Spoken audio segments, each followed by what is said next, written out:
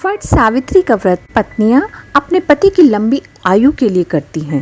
इस व्रत को करने से दाम्पत्य जीवन में आ रही समस्याओं से भी मुक्ति मिलती है। वट सावित्री व्रत एक बार ज्येष्ठ माह की अमावस्या तिथि और देश के कुछ हिस्सों में यह व्रत ज्येष्ठ पूर्णिमा के दिन रखा जाएगा। ज्येष्ठ पूर्णिमा पर गुजरात, महाराष्ट्र में वट पूर्णिमा का व्रत रखा जाता है। इसे यहाँ वट सावित्री व्रत भी कहते हैं, जबकि देश के अन्य सभी भागों में वट सावित्री व्रत ज्येष्ठ मास की अमावस्या तिथि पर किया जाता है। वट सावित्री का व्रत पत्नी अपने पति की लंबी आयु की कामना के लिए रखती हैं।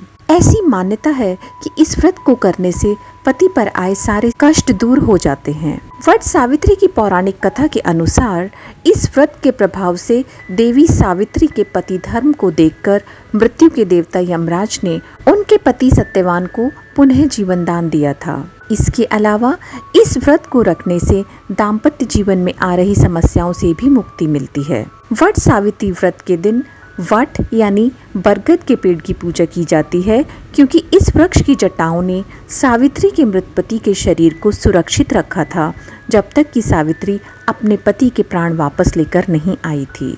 विवाहित महिलाओं के बीच अत्यधिक प्रचलित सावित्री व्रत की कथा निम्न प्रकार से है। भद्र देश के एक राजा थे जिनका नाम अश्वपति था।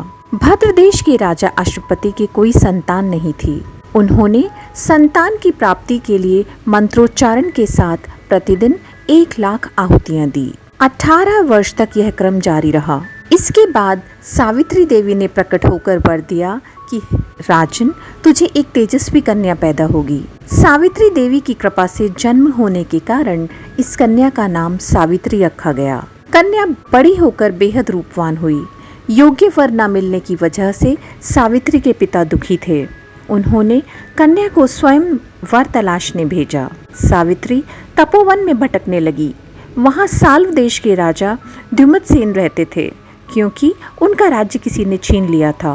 उनके पुत्र सत्यवान को देखकर सावित्री ने पति के रूप में उनका वरण किया। ऋषिराज नारद को जब यह बात पता चली तो वह राजा अश्वपति के पास पहुंचे और कहा, हे राजन, यह क्या कर रहे हैं आप? सत्यवान गुणवान है, धर्मात्मा है और बलवान भी है, पर उसकी आयु बहुत ही छोटी है। वह अल्पायु है।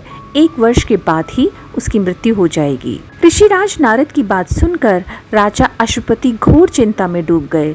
सावित्री ने उनसे कारण पूछा। ऋषिराज नारद की बात सुनकर राजा अश्वपति घोर चिंता में डूब गए। सावित्री ने उनसे कारण पूछा तो राजा ने कहा, पुत्री, तुमने जिस राजकुमार को अपने वर के रूप में चुना है वह अल्पायु है। तुम्हें किसी और को अपना जीवन साथी बनाना चाहिए। इस पर सावित्री ने कहा कि पिताजी, आर्य कन्याएं अपने पति का एक ही बार वरण करती हैं। राजा एक ही बार आज्ञा देता है और पंडित एक ही बार प्रतिज्ञा करते हैं और कन्यादान को भी एक ही बार किया जाता है। सावित्री हठ करने लगी और बोली, मैं सत्यवान से ही विवाह करूंगी। राजा अश्वपति ने सावित्री का विवाह सत्यवान से कर दिया। सावित्री अपने ससुराल पहुंचते ही सास ससुर की सेवा करने लगी।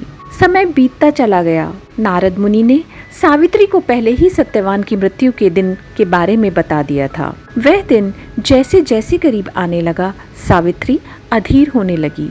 उन्होंने 3 दिन पहले से ही उपवास शुरू कर दिया। नारद मुनि द्वारा कथित निश्चित तिथि पर पितरों का पूजन किया। हर दिन की तरह सत्यवान उस दिन भी लकड़ी काटने चले गए। साथ में सावित्री भी गई। जंगल में पहुंचकर सत्यवान लकड़ी काटने के लिए एक पेड़ पर चढ़ गए। तभी उनके सिर में तेज दर्द होने लगा। दर्द से व्याकुल सत्यवान पेड़ से नीचे उतर गए। सावित्री अपना भविष्य समझ गई। सत्यवान के सिर को गोद में रखकर सावित्री सत्यवान का सिर सहलाने लगी। तभी वहां यमराज आते दिखे। यमराज अपने साथ सत्यवान को ले जाने लगे। सावित्री भी उनके पीछे पीछे चल पड़ी। यमराज ने सावित्री को समझाने की कोशिश की और कहा कि यह विधि का विधान है, लेकिन सावित्री नहीं मानी। सावित्री की निष्ठा और पति परायणता को देखकर यमराज ने सावित्री से कहा कि हे देवी, तुम धन्य हो, तुम मुझसे कोई भी वरदान मांगो। सावित्री ने कहा कि मेरे सास ससुर वनवासी और अंधे हैं, उन्हें आप दिव्य ज्योति प्रदान करें। यमराज ने कहा, ऐसा ही होगा, जाओ, अब लौट जाओ। लेकिन सावित्री अपने पति सत्यवान के पीछे पीछे चलती रही। यमराज ने कहा, देवी तुम वापस जाओ। सावित्री ने कहा, भगवान मुझे अपने पतिदेव के पीछे पीछे चलने में कोई परेशानी नहीं है, पति के पीछे चलना मेरा कर्तव्य है। यह सुनकर उन्होंने फिर से उसे एक और वर मांगने के लिए कहा। सावित्री बोली, हमारे सास ससुर का राज्य छिन गया है, उसे पुनः वापस दिला दीजिए। यमराज ने सावित्री को यह वरदान भी दे दिया और कहा, अब तुम लौट जाओ। लेकिन सावित्री पीछे पीछे चलती रही। यमराज ने सावित्री को तीसरा वरदान मांगने को कहा। उस पर सावित्री ने 100 संतानों और सौभाग्य का वरदान मांगा।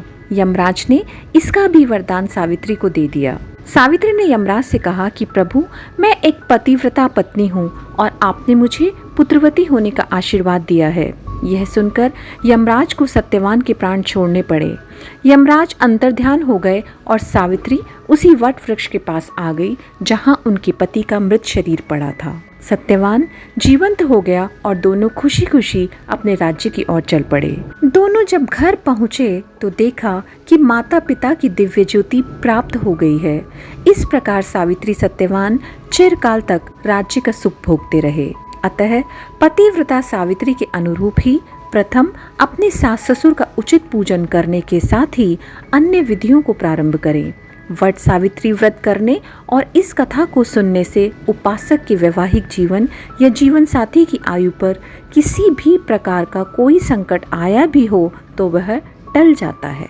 हमारी यही कामना है कि ईश्वर आपको अखंड सौभाग्य प्रदान करे।